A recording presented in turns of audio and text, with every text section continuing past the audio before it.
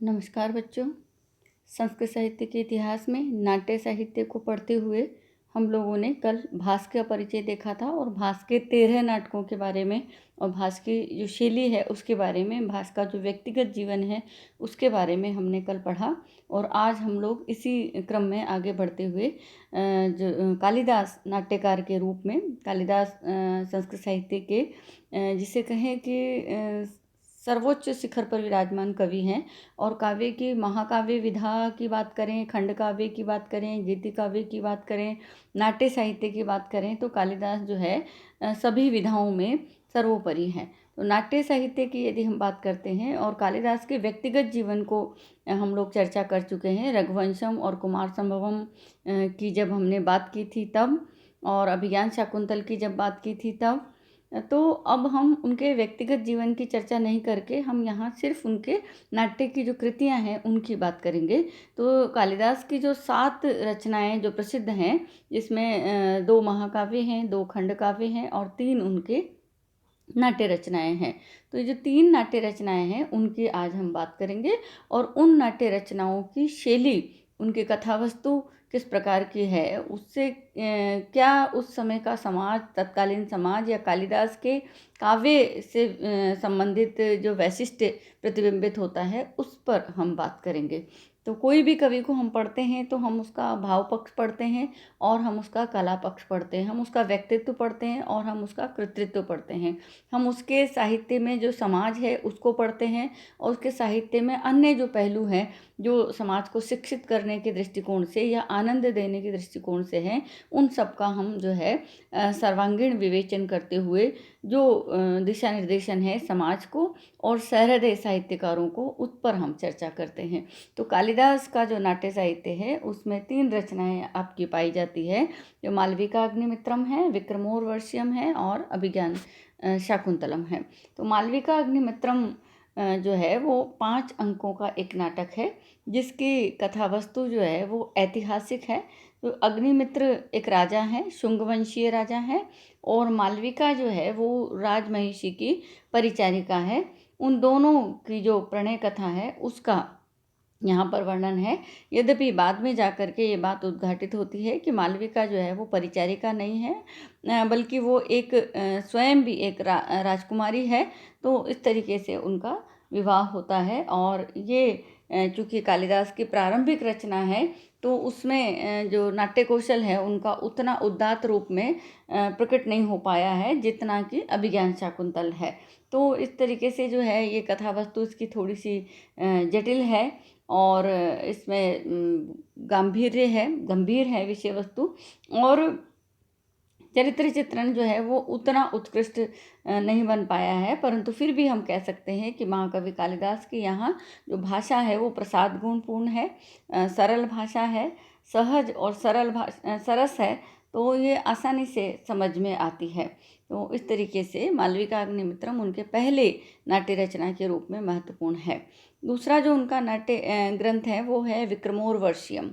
तो विक्रम और उर्वशी की कथा है ये, जैसा कि आप नाम से देख पा रहे हैं कि विक्रम और उर्वशी की कथा है। इस नाटक में भी 5 अंक है और ये जो नाट्य की विषय वस्तु है ये भी ऐतिहासिक है, पौराणिक है।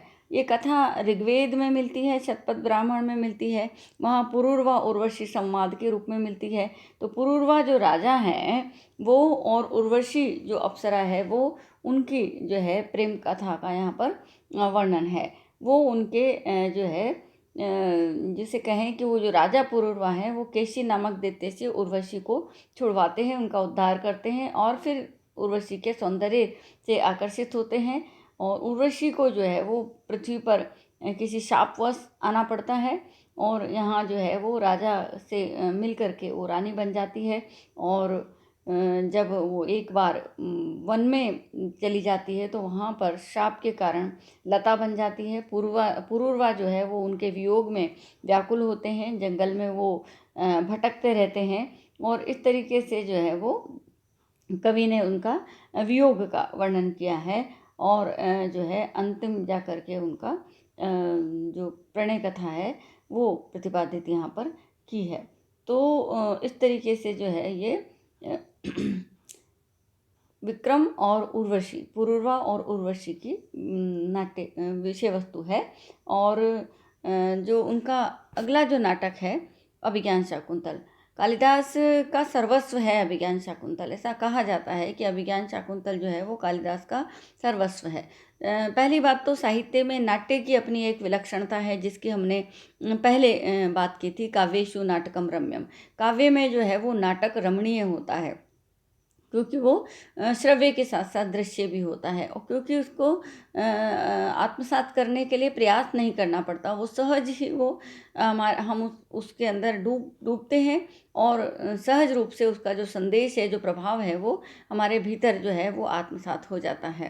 तो नाटक जो है रमणीय होता है।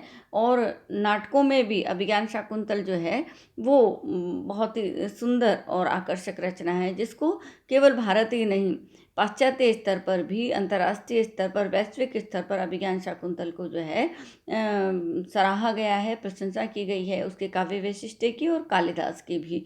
तो इसका जो मूल स्रोत है कथा का, वो महाभारत का शाकुंतल उपाख्यान है, जो वहाँ पर बहुत जिसे कहें कि मिलता है, लेकिन कालिदास ने उसको एक विशिष्ट बना दिया अपनी काव्य शैली से। इस अभिज्ञान शाकुंतल में 7 अंक हैं, और दुष्यंत और शकुंतला की कहानी यहाँ पर है। तो आपके सेकेंड ईयर में ये अभिज्ञान शाकुंतल जो है वो आपके कोर्स में चलता है। और अभिज्ञान शाकुंतल की जो विषय वस्तु है उस पर हम चर्चा कर लेते हैं, क्योंकि ये आपको पढ़ना ही है। तो अभिज्ञान शाकुंतल जो है उसको विस्तार से आप पढ़ेंगे।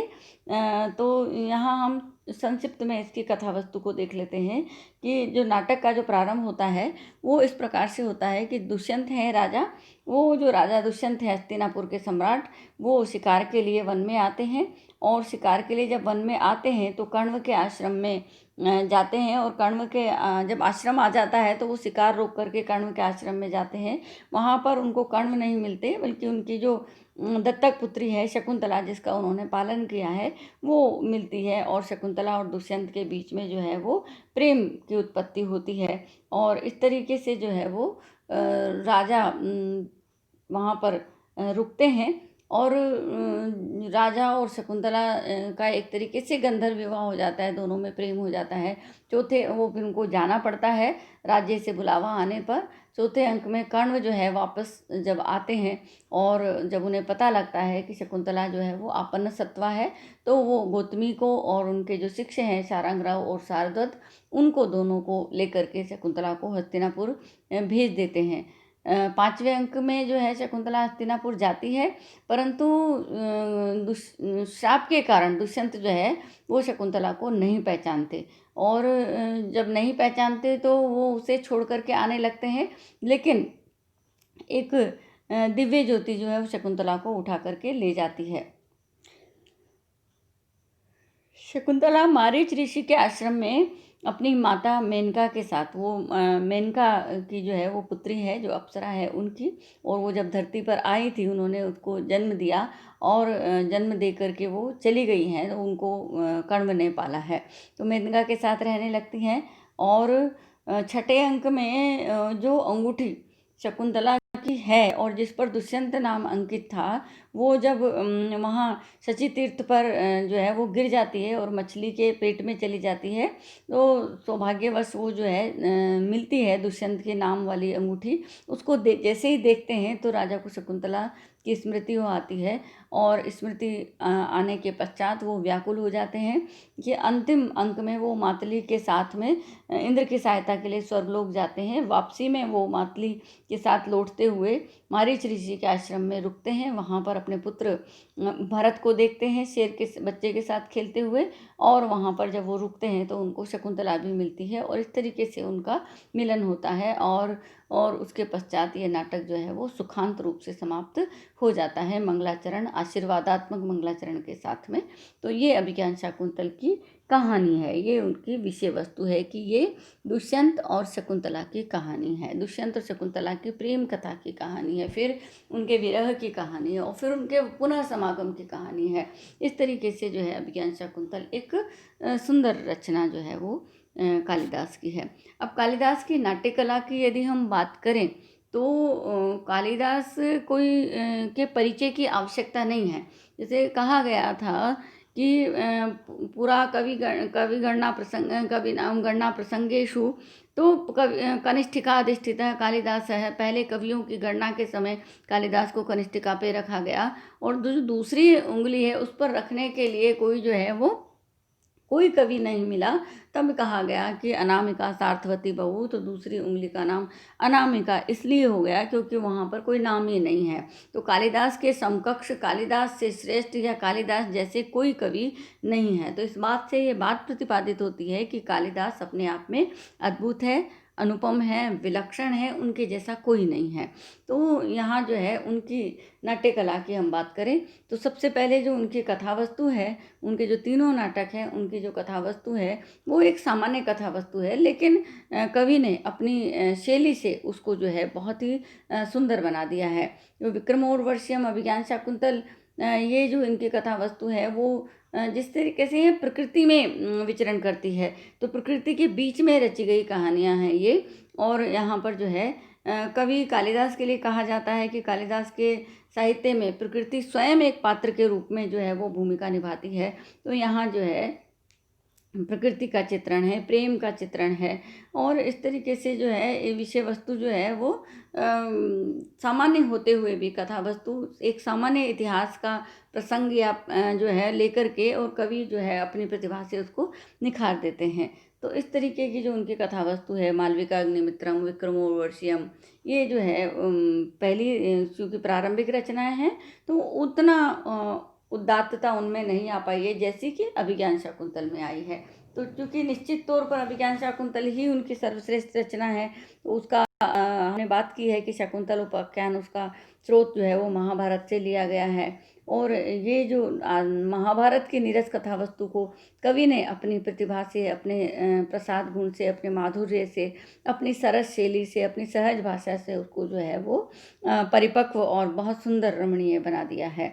तो उनकी कुछ मौलिक उद्भावनाएं उसमें जोड़ी है, जिससे कि दुष्यंत के चरित्र को उन्होंने उदात्त बनाया है, और दुष्यंत को जो है जो उनके दोष था शकुंतला को भूलने का, उसको उन्होंने अंगूठी का प्रकरण और उससे जो है उसको न्याय संगत बताया है। तो इस तरीके से जो है वो वहाँ पर महाभारत में जो कमियां थी उनको उन्होंने ठीक किया है और उनको एक बहुत सुंदर रूप दिया है। तो दुष्यंत को महाभारत से अलग रूप बताया है। यहाँ पर जो है अपनी कल्पना से उन्होंने जो है श्रेष्ठता प्रदान की है, नायक और नायिका दोनों को आदर्श बनाया है। तो यहाँ अनुसुईया प्रेमवदा के मुख से शकुंतला के प्रेम का संदेश जो है वो दिया है, खुद शकुंतला के द्वारा देने के बजाय। कि दुर्वासा का श्राप, धीवर का प्रसंग दे करके और दुष्यंत को न्यायोचित बताने का जो है कवि ने सफल प्रयास किया है। और जो है महाभारत में जबकि वो शकुंतला को जान करके उसका तिरस्कार करते हैं, लेकिन यहाँ पर श्रापवश करते हैं, इसलिए दुष्यंत इसमें दोषी नहीं है। और वहाँ जब मातली के साथ स्वर्गलोक में जाते हैं और वहाँ से वापस आते हैं, तब जो है आश्रम में शकुंतला से वो मिलते हैं। ये कवि की मौलिक उद्भावना है, और इससे जो है वो कथानक बहुत आदर्श और सुंदर बन गया है। कालिदास के जो चरित्र हैं, वो जो उनके पात्र हैं, वो पात्र जो है वो गरिमामय मानवता की भूमिका जो है वो नाटक में निभाते हैं। इस तरीके से जो है अद्भुत विलक्षण जो है पात्र हैं उनके। अभिज्ञान शाकुंतल एक तरीके से, शकुंतला एक दिव्य कन्या है, वहाँ पर ऋषि हैं, कण्व हैं, दुष्यंत हैं, सब अद्भुत हैं, और उस समय के समकालीन समाज को हमारे समक्ष जो है वो प्रकट करते हैं। ऐतिहासिक पात्र जो हैं वो कालिदास ने लिए हैं, और उन ऐतिहासिक पात्रों को मानवता से भरपूर करके अपने काव्य कला शैली से जो है यहाँ पर प्रदर्शित किया है। तो इस तरीके से जो है वो बहुत सुंदर पात्र हैं उनके। संवाद योजनाएं जो है वो संक्षिप्त हैं उनके संवाद, लेकिन सारगर्भित है। बहुत कम शब्दों में कालिदास जो है वो पात्रों से अपने मन की बात कह पाते हैं। तो उनके संवाद जो है वो जिसे कहेंगे प्रभावशाली, बहुत अधिक विस्तार नहीं होकर के भी कम शब्दों में वो अपनी बात को सार्थक रूप से कह पाते हैं। कालिदास जो है वो भाषा के दक्ष हैं। उनकी भाषा में हमने पहले बात की कि प्रसाद गुण है, उसमें वो माधुर्य है, उसमें सहजता है और सरसता है, और एक जैसे कहें कि अनवरत निर्बाध जो है उसमें प्रवाह है। और इस तरीके से प्रसंग के अनुसार क्लिष्टता भी है, प्रसंग के अनुसार सहजता और सरलता भी है।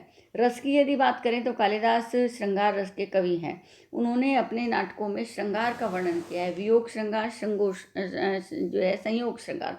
तो श्रृंगार के कवि माने जाते हैं, लेकिन अभिज्ञान शाकुंतल के चतुर्थ अंक में जो है वो करुण रस की निष्पत्ति वहाँ पर है, क्योंकि अभिज्ञान शकुंतला की जो स्थिति वहाँ पर वर्णन की गई है तो उसमें करुणा के उद्गार है। हास्य रस भी है, क्योंकि विदूषक है वहाँ पर। विदूषक जो है वो राजा का मित्र होता है, और राजा जब जब गंभीर परिस्थिति में होता है तो विदूषक जो है वो अपने हल्के फुल्के मनोविनोद से राजा का मनोरंजन करते हैं। तो हास्य रस जो है वो विदूषकों के माध्यम से यहाँ जो है कालिदास ने प्रकट किया है। और इस तरीके से रस जो है वो कालिदास के काव्य में मुख्य रूप से जो है वो प्रकट होता है। सरस उनकी रचनाएं हैं, श्रृंगार रस मुख्य है उनका। अभिज्ञान शाकुंतल की यदि हम बात करें, यदि ऐसे हम बहुत संक्षिप्त रूप से कालिदास को देख रहे हैं, लेकिन यदि कालिदास की समीक्षा अलग से हम करेंगे तो कालिदास उपमा के लिए जाने जाते हैं, उनकी उपमाओं का वैशिष्ट्य है, इसलिए उपमा कालिदासस्य कहा जाता है। कालिदास अर्थांतर न्यास के लिए जाने जाते हैं, क्योंकि हम कहते हैं अर्थांतर न्यासे कालिदासो विशिष्यते। और कालिदास जो है वो अपने विलक्षण प्रसाद गुण के लिए जाने जाते हैं। सबसे बड़ी बात यह है कि कालिदास प्रकृति के कवि माने जाते हैं। कालिदास ने प्रकृति का एक तरीके से मानवीकरण किया है। कालिदास के नाटकों में, कालिदास के पूरे साहित्य में प्रकृति जो है एक पात्र के रूप में, मतलब जो है जिसे कहें कि सजग और सक्रिय वहाँ पर जो है कथा वस्तु को गति देने का काम करती है। तो अभिज्ञान शाकुंतल की हमने जैसे पहले बात की कि अभिज्ञान शाकुंतल जो है वो काव्येषु नाटकम रम्यम तत्र रम्या शकुंतला तत्रापि चतुर्थो अंक तत्र श्लोक चतुष्टयम, ऐसा कहा जाता है कि काव्यों में नाटक रम्य है, उनमें शकुंतला रम्य है, उसमें भी जो चौथा अंक है वो रम्य है, और चौथे अंक में भी जो 4 श्लोक हैं वो रम्य है, ऐसा कहा जाता है। तो कालिदास की जो ये विषय वस्तु है, हमने पहले बात की कि ये ऐतिहासिक विषय वस्तु है, और ये जो है वो वेदों में जो महाभारत में जो अभिज्ञान शाकुंतल उपाख्यान है, वहाँ से इसकी कथा वस्तु को दिया गया है कि हस्तिनापुर के सम्राट दुष्यंत और जो मेनका की जो पुत्री है वो उसकी प्रेम कथा का यहाँ पर वर्णन है।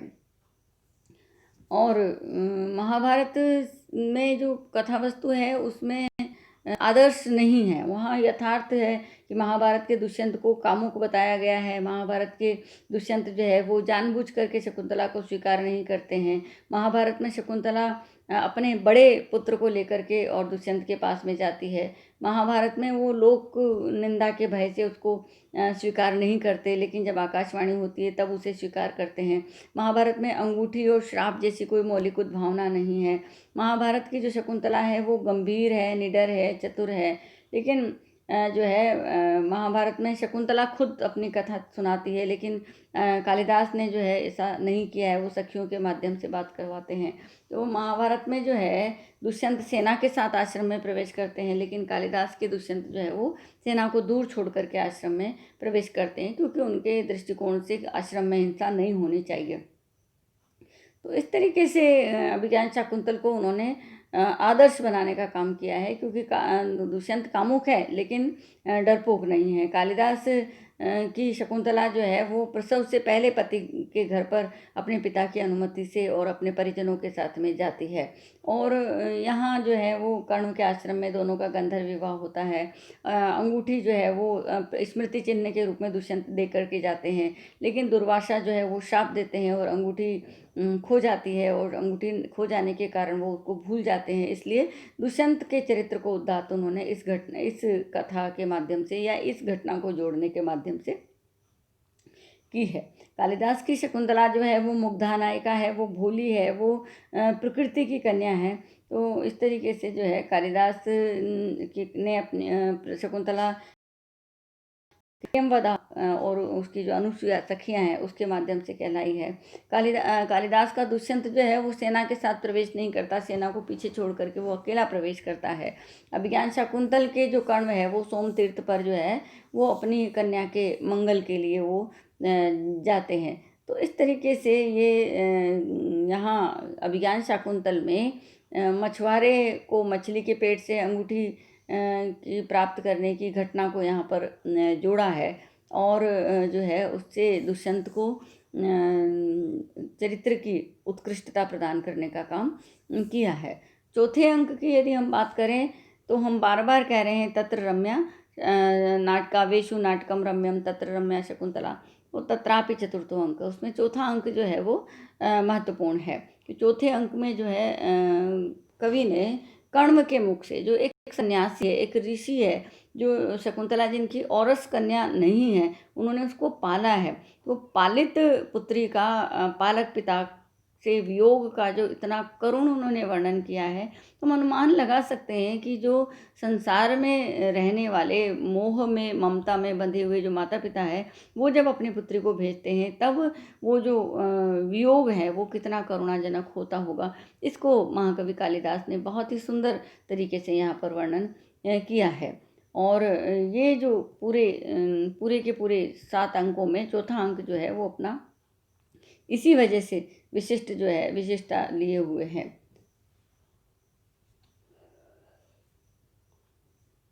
चौथे अंक में जो है अभिज्ञान शाकुंतल नाम जो है वो क्यों पड़ा, इसको भी बताते हैं कि जब वो शाप दे देते हैं दुर्वासा शकुंतला को, शाप वापस लेने की बात करते हैं, तो वो उसका ये कहते हैं कि ये अंगूठी जब वो दिखाएगी तब उसको अभिज्ञान हो जाएगा। तो अंगूठी जो है वो शकुंतला के अभिज्ञान का आधार है, और ये घटना जो है यहाँ पर दिखाने के कारण ये अंक जो है वो महत्वपूर्ण हो जाता है। इस अंक में कवि ने जो है प्रकृति को भी एक पात्र के रूप में प्रयोग किया है। जब शकुंतला जा रही है तो उनकी जो चारों श्लोक है वो जो है याति एक तो अस्त शिखरम, या सोमम के अनिचित, या यास्यति अद्य शुश्रूषु गुरुन, ये जो श्लोक हैं इनमें प्रकृति जो है वो वन देवता जिनको कहा गया है, वो वन देवता जो है वो आशीर्वाद प्रदान करते हैं शकुंतला को, और वो जो भी दे सकते हैं वो देते हैं। तो शकुंतला एक तरीके से इनको इनके बीच में पली बड़ी है, वो उनकी प्रकृति की पुत्री है।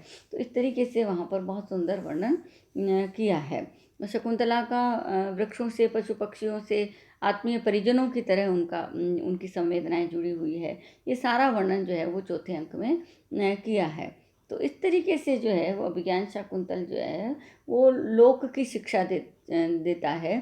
चौथा अंक जो है वो लोक की शिक्षा देता है, व्यवहार की शिक्षा देता है, करुणा का रस उसमें है, प्रकृति का उदात्त स्वरूप उसमें है।